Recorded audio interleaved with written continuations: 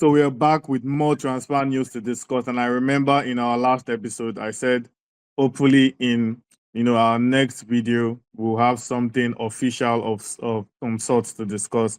We do have something official, maybe not what Arsenal fans would have hoped for, but it is official regardless, and it is something that we must talk about. So first off, Victor, Arsenal have agreed a deal to sign Christian Norgaard from Brentford, the Brentford captain, 10 million pound deal that could also eventually become 15, million pounds after add-ons and whatnot.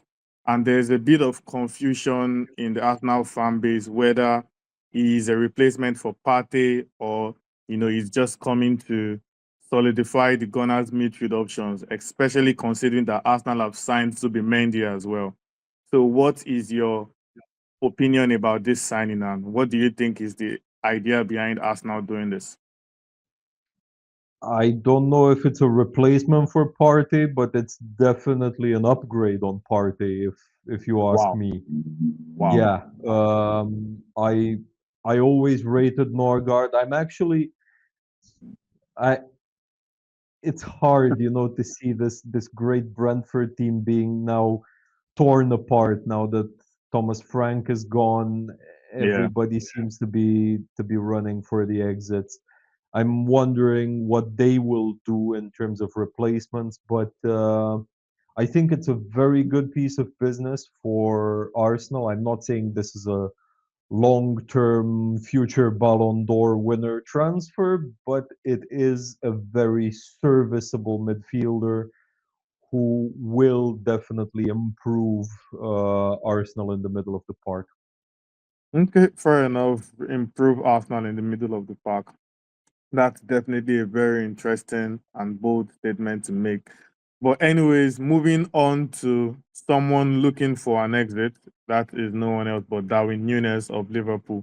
Until now, Liverpool are yet to receive an official bid. Of course, clubs have been interested, but no official bid yet as at the time of recording this video. And reports are saying Liverpool would ask for somewhere around 60 million pounds, to sanction his exit. Max, do you think realistically any club would beat that amount? I mean, I'd say a couple of years ago, probably so, but nowadays he have pretty bad reputation at the league. So, I mean, even for 40 mil, I don't think that somebody from Premier League is buying him. So probably he should leave Premier League now, play somewhere like La Liga probably. He would fit it better. Maybe join Alvarez at Atletico, and he would much definitely succeed more. Yeah, fair enough. But if the reports are true that Napoli are interested in him, I don't see a Serie A side paying that amount. I don't see that happening. I don't see it happening. So I really don't know what happens to Nunes. A- But any team willing to pay 60 million pounds for Nunez must be higher than a kite. Even not Saudis, I guess. fair enough. Maybe, but I doubt it. I think Nunes doesn't have the aura they need or something. He doesn't have the star power they need at the Saudi Yeah, league yet. and apparently Exactly. he So, doesn't want to go to Saudi either. yeah. But anyways, moving on to Manchester United and Everton. Both clubs are actually interested in Wilfred Ndidi. He has a 9 million relegation clause after Leicester suffered relegation. And while he can still come in, and do a decent job, some fans are saying, why sign Ndidi when you have Casemiro? Is like replacing an old player with yet another old player. Victor, what are your thoughts on this? I mean, would it be that out of character for United to pull a stunt like this? um, I I don't know. He's still a decent squad option, and can do a job for a team like Everton. I think. I don't believe United really genuinely holds an interest in the player. Let's not forget they also have Ugarte in that sixer spot, so I don't think they will be going for someone like Ndidi. Yeah, But fair enough. I think for a team like Everton or West Ham or Wolves, he would be a decent addition, especially for this price. Yeah, fair enough. And just on a final note, it is now being reported that after Manchester United hopefully sign Mbeumo, they still want to sign a new starting striker with, Mbeumo is going to be seen as more of an inside winger or an inside forward, that can drift in, from the flank, meaning they still want an out and out number 9. Max, in your opinion, what are the potential names that United should be looking at? I mean, I have a couple of names that I would like to see, but I'm not sure that these players are going to Man United. But Yeah, I mean, Mbappe, right? the most realistic, I'd say probably Mateta from Crystal Palace. He would probably really fit Man United now. I mean, Gyökeres probably not going to Man United already.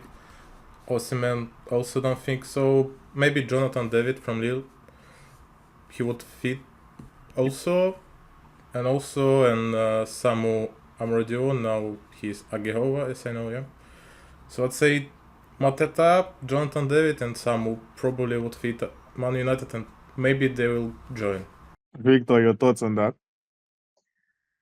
Yeah, I like that for once Max is realistic with his options, I do think Mateta would be a very good addition to United. The only question is, first of all, how willing are Crystal Palace to let him go on a reasonable sum of money? And secondly, whether he's willing to spend yet another year out of Europe, especially considering that he could stay with Palace and play in the Europa League. Yeah, fair enough. Anyways, that's all we have in our transfer episode. Things are still happening quick, and we are expecting that there will be more development over the couple of days. I'm more than certain once again that the next time we'll do our transfer video, probably in the next 48 hours thereabout, I'm sure there will be some new official news to talk about. Hopefully, Arsenal sign a damn striker this time around. Hopefully. But if not, we'll still be here to discuss everything making the rounds and the latest development on the cards.